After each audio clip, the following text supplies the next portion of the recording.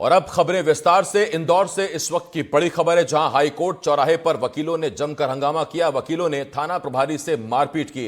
वकीलों ने डीसीपी की गाड़ी भी रोक ली। वकील पर एफआईआर का विरोध में यह हंगामा देखने को मिला। होली के दिन एक वकील पर एफआईआर दर्ज हुई थी और उसके बाद आप तस्वीरें देख रहे हैं जहां वकीलों और पुलिस वालों के बीच में झड़प देखने को मिली है। इस दौरान हाईकोर्ट चौराहे पर वकीलों ने थाना प्रभारी के साथ मारपीट कर दी। तस्वीरें आपकी टीवी स्क्रीन पर हैं जहां पुलिस वाले और वकील आपस में भिड़ गए। इस दौरान जो थाना प्रभारी है उनके साथ मारपीट की गई है। वकीलों ने डीसीपी की गाड़ी भी रोक दी और वकील पर एफआईआर के विरोध में यह हंगामा चल रहा था।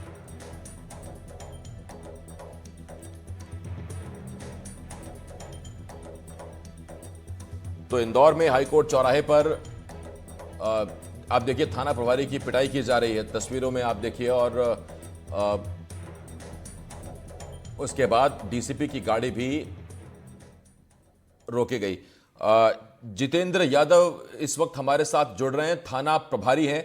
जितेंद्र जी, मामला क्या है, ये क्या हुआ था? मैं थाना प्रभारी तुकोगंज बोल रहा हूँ जी। एक्चुअली मेरे क्षेत्र में ही हाई कोर्ट ये था। हम्म। तो चौराहे पे आज वकीलों द्वारा चक्का जाम किया गया था जी। तो वो कोई परदेसीपुरा में उनका कहना था कि किसी पुलिस अधिकारी द्वारा वकील से कुछ अभद्र व्यवहार किया गया है।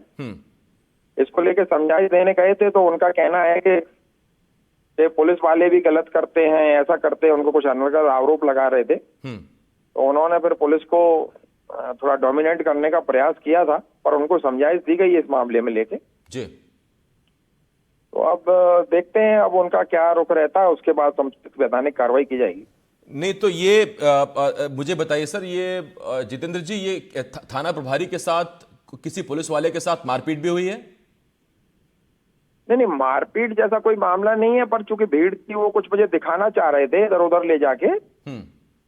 तो वो कह रहे थे इधर चलो उधर चलो, और कुछ पुलिस वाले बोले साहब गाड़ी में भी ऐसा कर रहे हैं वैसा कर रहे हैं। ये सब पूरा वाकया हुआ था। उसके बाद कुछ वकील लोग उत्तेजित हो गए, बोले गए अजीब तरह की बात मतलब करने लगे थे। तो उनको समझाइश दी गई है, अगर कुछ इस तरह की बात आएगी तो अपन कार्रवाई करेंगे, उसमें समुचित कार्रवाई करेंगे, है ना? ये आप धक्का मुक्की की बात कह रहे हैं जितेंद्र जी, हमारे पास इस वक्त वीडियो चल रहा है। आप अगर आप एनडीटीवी मध्य प्रदेश छत्तीसगढ़ देख रहे हैं, एक शख्स को थप्पड़ पर थप्पड़ मारे जा रहे हैं। ये कौन शख्स है? ये वकील है या पुलिसकर्मी है? किसको थप्पड़ मारे जा रहे हैं? एक हरी टी शर्ट में शख्स है जिनके चेहरे पर हरा गुलाल लगा हुआ है।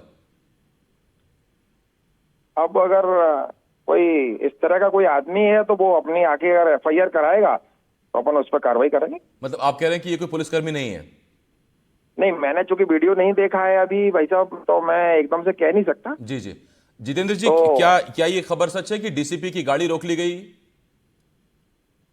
सर अभी अभी हम चूंकि कानून व्यवस्था में लगे हुए हैं, मैं चूंकि मौके पे ही हूँ, तो अभी हमने ये देख नहीं पाया है कि डीसीपी साहब की गाड़ी रोकी गई है नहीं रोकी गई अलग विषय है। पर चूंकि उन्होंने यहाँ पे अपना प्रदर्शन किया था, अधिकारी लोग आए थे, तो अपनी बात कहने का और सुनने का अधिकार सभी को है ना? अपन उनकी बात सुनेंगे, अगर उसमें सच्चाई पाई जाएगी तो उनके द्वारा कार्रवाई की जाएगी।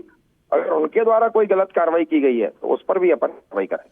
कानून व्यवस्था के आप दोनों मजबूत स्तंभ हैं, एक वकील हैं, आप लोग पुलिस हैं। ये ऐसी स्थिति बन क्यों गई कि धक्का मुक्की वाली बात हो गई? अब देखिए, ऐसा है कि हर आदमी अपने पक्ष को सही मानता है, उसके बारे में अपना पक्ष सही रखना चाहता है। अब उसका विश्लेषण करना और उस पर समुचित कार्रवाई करने का दोनों पक्षों को अपनी बात कहने का और सुनने का अधिकार है। हम उनकी बात सुनेंगे और अगर कुछ गलत पाया जाएगा तो कार्रवाई भी करेंगे। और हमारी बात कोई अगर उन्होंने किसी पुलिस या कुछ आपको जो जैसा कह रहे हैं उसमें अगर कुछ ऐसा पाया जाएगा तो उन पर भी कार्रवाई की जाएगी। एक आखिरी सवाल, आपने कहा कि आप मौके पर हैं, तो फिलहाल क्या स्थिति वहां पर सर? अब सब शांत है, सामान्य है? अभी तो यहाँ से चले गए, वो परदेसीपुरा थाने तरफ चले गए वकील लोग जी। अब चूंकि वो जुडिशल परदेसीपुरा थाने का है, तो वहां पर जैसी कार्रवाई होगी उसके बाद आपको मालूम पड़ ही जाएगा। जी, बहुत धन्यवाद आपका जितेंद्र यादव जी। जितेंद्र यादव थाना प्रभारी तुकोगंज इस वक्त हमारे साथ जुड़े हुए थे, बता रहे थे। हालांकि वो इस बात से इनकार कर रहे हैं कि किसी पुलिस वाले के साथ मारपीट नहीं हुई है, लेकिन वो इस बात को भी कह रहे हैं कि अगर कोई शिकायत करता है तो एफआईआर की जाएगी और उसमें जांच की जाएगी।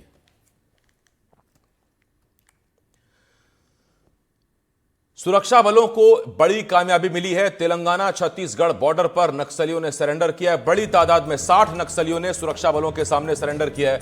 मल्टी जोन आईजी के सामने नक्सलियों ने सरेंडर किया। इनमें अलग अलग कैडर के नक्सली शामिल हैं। तेलंगाना के भद्राद्री कोठागुडेम जिले में बड़ी संख्या में नक्सलियों ने आत्मसमर्पण किया है, जिसमें 60 माओवादियों ने आईजी के सामने सरेंडर किया। इतनी बड़ी तादाद में नक्सलियों का आत्मसमर्पण पुलिस के लिए बहुत बड़ी कामयाबी के तौर पर देखा जा रहा है।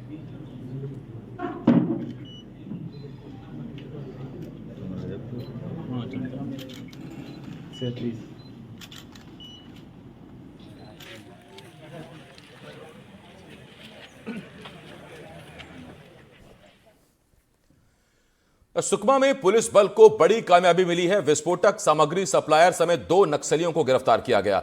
नक्सलियों को रोजमर्रा का सामान सप्लाई आरोपी करता था। सुरक्षा बलों की रेकी कर नक्सलियों को इसके बारे में जानकारी देता था। आईईडी स्पाइक लगाने समेत कई घटनाओं में ये आरोपी शामिल रहे हैं। सुकमा में नक्सलियों को लेकर सुरक्षा बलों को बड़ी कामयाबी मिली है, जिसमें छापेमारी के दौरान पुलिस ने तेलंगाना स्टेट कमेटी और पीएलजीए बटालियन नंबर 1 के नक्सली मुचाकी सुरेश को गिरफ्तार किया। गिरफ्तार नक्सली आईईडी स्पाइक लगाने समेत कई मामलों में आरोपी है।